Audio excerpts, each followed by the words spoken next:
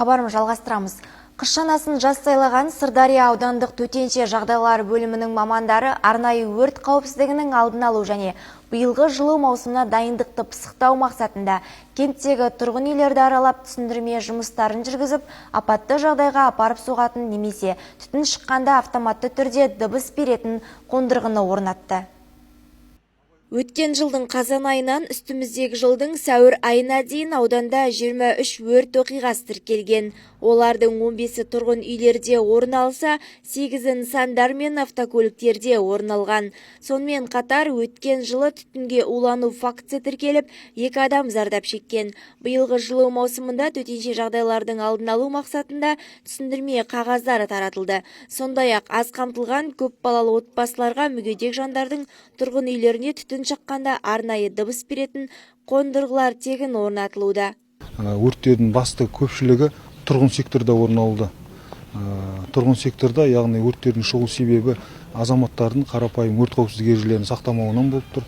Сонымен қатар өткен жылға 2018-2019 жылы жылу беру маусымында аудан көлемінде 23 өрт оқиғасы орын алса, қазіргі таңда 15 қазаннан бері осы жылға 2019-2020 жылға жылу беру маусымында 1 өрт оқиғасы тұрғын секторда орын алып отыр. Сонымен қатар бүгінгі таңда қазіргі 60 дана улы газдан автономды датчигі алынды. Соны аудан көлеміндегі тұрмысы төмен отбасыларға кезең-кезеңімен орнату жоспарлануда. Аудан көлемінде бұндай түсіндірме жұмыстары қарқынды түрде әр аптаның жұма, сенбі, жексенбі күндері жүргізілуде.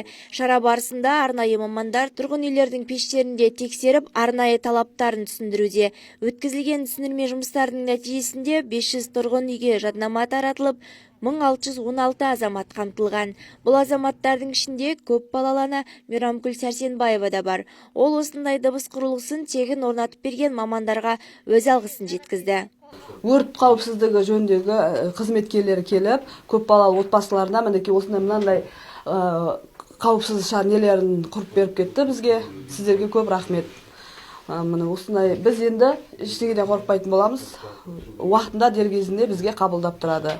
Сырдариялық төтеншеліктер бұндай түсіндірме шараларын жүйелі түрде жыл соңына дейін жүргізетіндіктерін жеткізді. Мадина Ералиева, Ғалымжан Қожақов, Серікбол Желдірбаев, Қызылорда қоғамдық телеарнасы. Сырдария ауданынан.